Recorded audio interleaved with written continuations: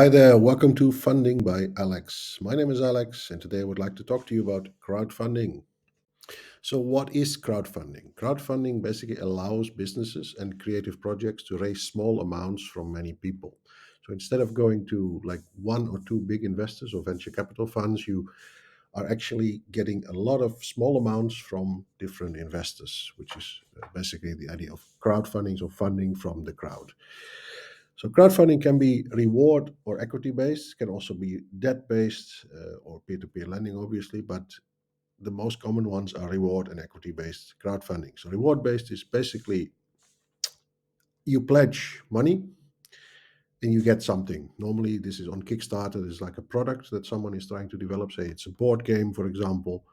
The board game is not yet finished, so you pledge, let's say, $50, and after the pledge is completely filled, so basically you have completely funded project, they will start producing the board game that they have already developed, and then for that $50 you get like a special edition or something of a certificate that you were one of the first people backing it, etc., etc. So equity based is simply a share in the company. So besides like maybe a reward, but you also get a share in the company. So okay, it's like investing in a company like a venture capital fund. So like I said, it can be for business or creative projects. So businesses would normally go for either it's a product you're launching and you're trying to, like, say, Kickstarter. They were yeah several years ago there were criticism that Kickstarter became some sort of pre-order store. Like, so I have an idea, I'm just putting it there. It's like a video game I'm developing or a board game I'm developing or some sort of products, can be electronics product, can be, new skincare product, can be actually anything in the world. That is actually something that Kickstarter was starting to get used for. And yeah, in essence, people were pre-ordering the product, therefore pledging and supporting that particular product. So it's the business side of things. And then creative projects, yeah, that's basically where there are sites that are not necessarily reward based. So you're talking about really just pledging or just giving something to a an artist of some kind. If you're familiar with Patreon is normally a way for backers to say, I would like to, instead of just watching the video of a channel. So for example, a channel like this, we don't have a Patreon actually, but I know a lot of the other YouTube channels that I come across, they do. So they have income from that Patreon because someone is backing them with, let's say, $5 a month. And if enough people do that, yeah, that's of course racking up to quite a number of dollars, basically, that is collected. And with that, yeah, people can invest a lot of time in making a lot of long videos. Like for me, this is basically a glorified hobby. I'm enjoying this. I'm doing this in my free time. I have some spare time in the weekends to do this. But yeah, for some people, when they say they make their real full-time job for it, yeah, then Patreon is one of the things. So Patreon is also basically a form of crowdfunding or a crowdfunding platform. So that's more for creative projects where you say, look, I'm not buying something tangible, but I'm actually enjoying what this person is doing. Can be a YouTube channel, can be something else as well, can be offline art project that you want to support. So that's the essence of crowdfunding. So how does crowdfunding work? So basically, you, like I said, source funding from a lot of different individuals. So you are not going to one or two rich people and say, can you give me $1 million? No, you are asking maybe 100,000 people for $5. So that's basically the same thing as raising $500,000 from someone who has $500,000 to spare.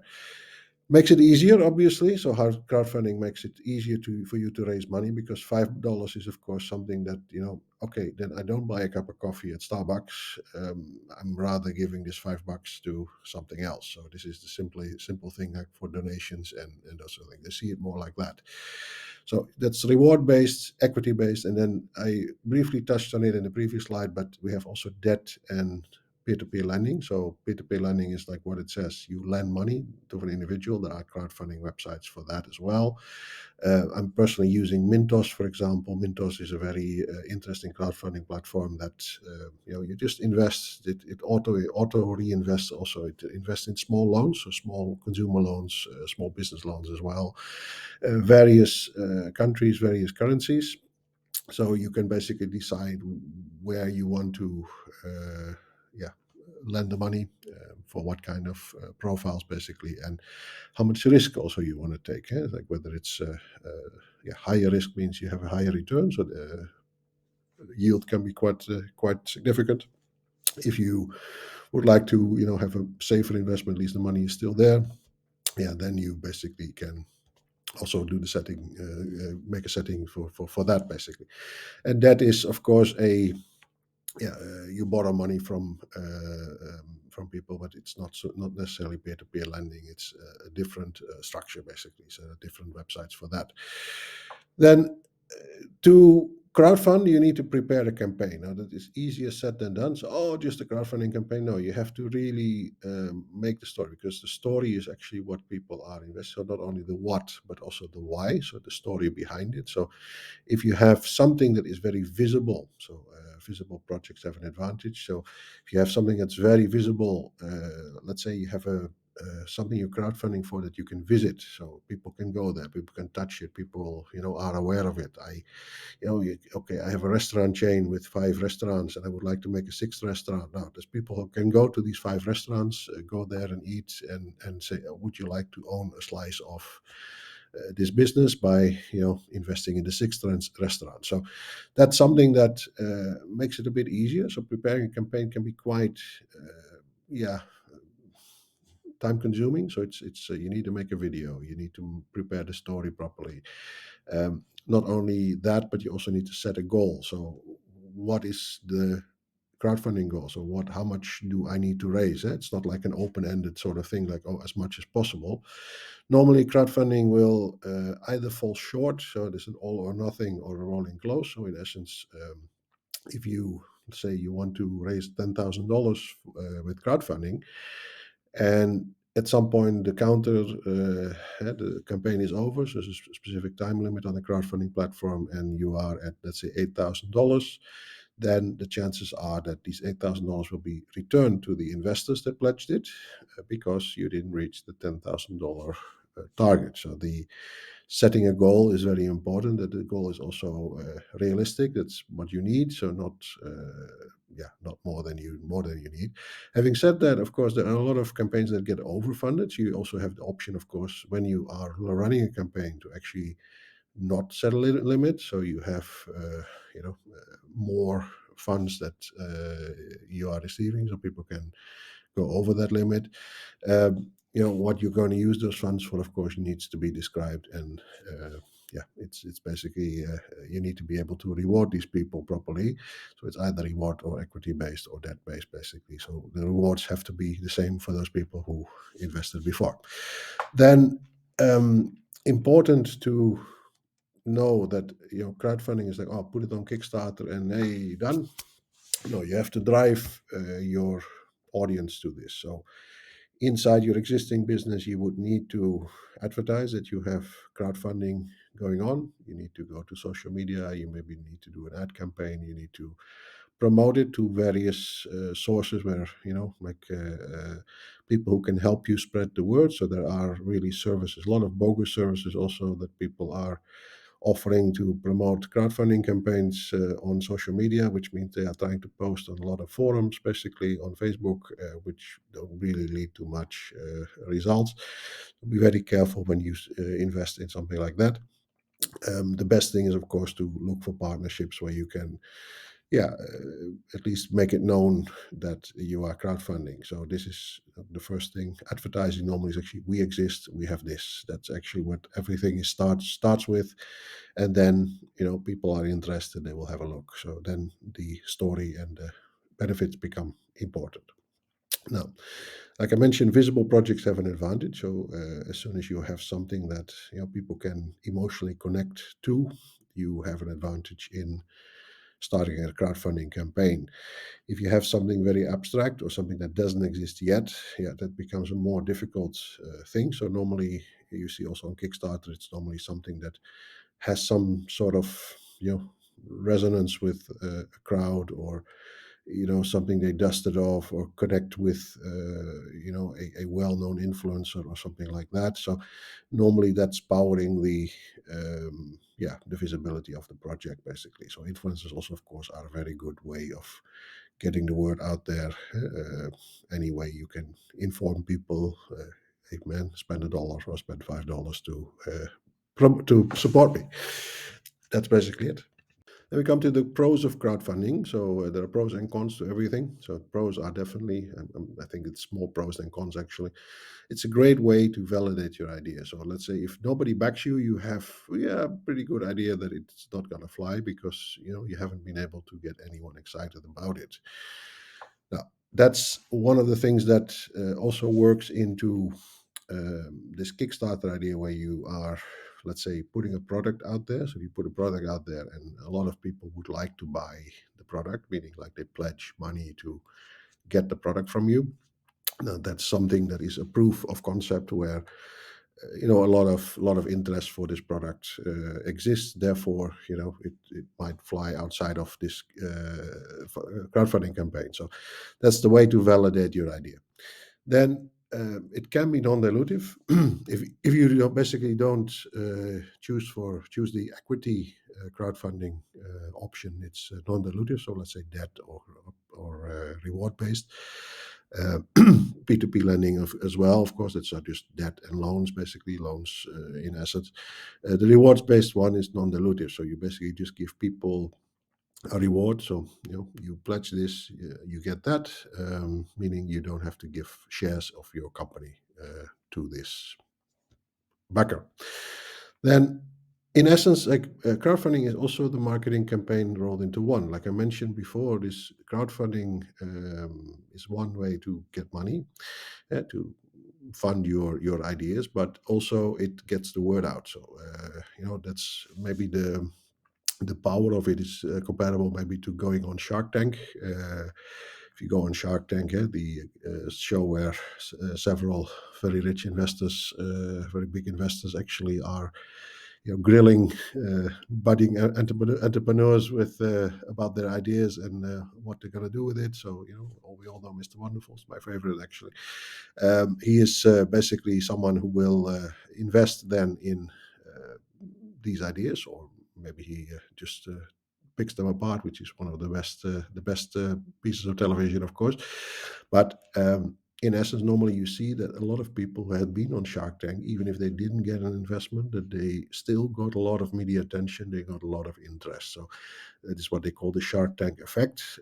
And sometimes even these investors actually call out some of these entrepreneurs like, hey, you don't want to have my deal. I'm offering you a good deal. Why are you refusing it? Oh, okay. So you're only here to plug your product on Shark Tank. So this is a way of a marketing campaign, which actually crowdfunding can be the same. So if you look at Kickstarter, is of course a very popular platform. A lot of traffic and a lot of people are looking at Kickstarter, Indiegogo, or a lot of the other ones. I'm not. If I list them all, I think I'll be not be done tomorrow.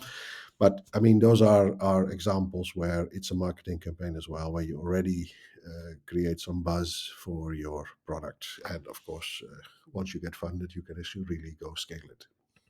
And yes, there are cons. So crowdfunding is not easy. It requires a lot of hard work. You basically need to sign up with a crowdfunding platform. They also take a fee, of course. But the point is like there's a lot of preparation. You need to have your story right. It needs to really click, and there are a lot of materials you need to prepare nowadays with all the. Now, this is also something I've seen with a lot of creative people can actually make beautiful stuff without actually having access to a lot of designers and expensive design tools. But yeah, it pays off to just be that little bit more professional and make it shine, so to speak. There are people who have done this quite extensively, so it's sometimes it is worthwhile to hire someone who has done a lot of these crowdfunding campaigns and help them let them help you to set it up, to actually write the copy for you, write the plan for you, the do's and don'ts, basically. So to just get a little bit more, bit more traction in this thing from the running start, so to speak.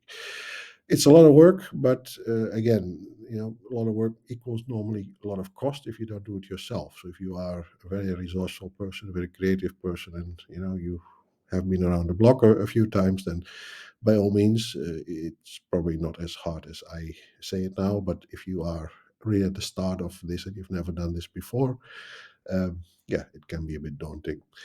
So then, of course, the chance of failure can be there. So if you don't achieve the goal of crowdfunding, yeah, it can be that you have to give back the money, or the crowdfunding platform will return the money to all of the backers, and you are left with nothing, just a lot of work done for nothing, basically. Or if you get funded, that to deliver on the promises. If you look at Kickstarter, for example, there are a lot of things that are not entirely thought through. So they have board games that have been promised and not been delivered for years. You have a number of video games that have been delayed, for example, like where video game development is something that is very difficult to estimate, like how much work something is, or you encounter some problems where you want to actually build in features that might be a bit more complicated than you thought. So all these things are part of it. Or there have been some projects where, for example, an old 8-bit computer from the 1980s, they wanted to make a new version of it, and a lot of people who remember it, because that is also the thing that it resonates with people, because I'm a child of the 80s. Therefore, if, for example, Commodore 64, if someone is going to reboot that and say, hey, I have that thing on Kickstarter, would you like to pledge $100 to get one, or $200 to get one? Yeah, that would be something I'd be very interested in, for example. And the problem is that if you get funded and then you have to deliver. So delivering can be a challenge. There's a lot of delays, and people say even some outright scams, or people have been accused of scams where the product never materialized because maybe of goodwill at the start, but yeah, they just were unable to deliver for whatever reason. So that's one of the big issues, I think, also with crowdfunding, that you need to be absolutely sure that you can deliver what you promise. And in case of equity crowdfunding, it is still dilutive. So basically, if you do equity crowdfunding, you still have to give out shares in the company, which is not necessarily less than to a venture capital firm. So you can cap it. Yeah? Like people who pledge $5, they just get what you allocate them. Venture capital funds can actually negotiate a little bit. Instead of for $50,000 or $100,000, what do I get? Do I get 10%? Do I get 5%? Do I get 15%? So, but still, it's dilutive. That's what I tried to say. And I mentioned it already in the first line. If there are fees for crowdfunding platforms, so fees that are basically percentages of the money raised normally. And in some cases, there are fees that are monthly for promoting it. For example, if you say like a crowdfunding platform also is helping you promoting it or links you to some sort of promotional service, then there are ongoing fees, but again, no guarantee of success. Yeah, so in the end, investment is never guaranteed. I get a lot of questions from people. Oh, Alex, if I do this, will you be able to guarantee me that an investor will be interested? And I look, in the end, what crowdfunding platforms do, just like any investment advisor, is getting you in front of the right people. So actually opening the door, whether the person you get in front of is interested, whether your idea is good enough, whether you do a good enough job presenting it, including on a crowdfunding platform where you say, are enough people interested in it? Now, that's very subjective. So you can't guarantee any success on that front. So therefore, fees for crowdfunding platforms can also end up costing you money, basically, and you were actually in this to raise money. Then let me list a few crowdfunding resources, because I think you say, okay, it's all very nice, but where do I find them? I Google search normally. Crowdfunding will bring you there. There are a lot of crowdfunding sites in the world. So if you are not in, let's say, in the US or Europe, you have maybe a lot of local choices that I haven't listed. So Kickstarter, that is basically the normally for non-equity crowdfunding. They started with that. So basically, any creative projects are quite popular on that. So the Kickstarter is almost synonymous with crowdfunding. Probably the biggest one in the world. The other one, maybe contender for the number one place is Indiegogo. Same concept. GoFundMe is actually also has a lot of charitable cases, like where you basically say, "Oh, I have a dream. I want to go on holiday, but I don't have money." Now you see that sort of stuff also flying by there. So this is actually more like a donation website as well, but they also have a lot of business and creative projects basically.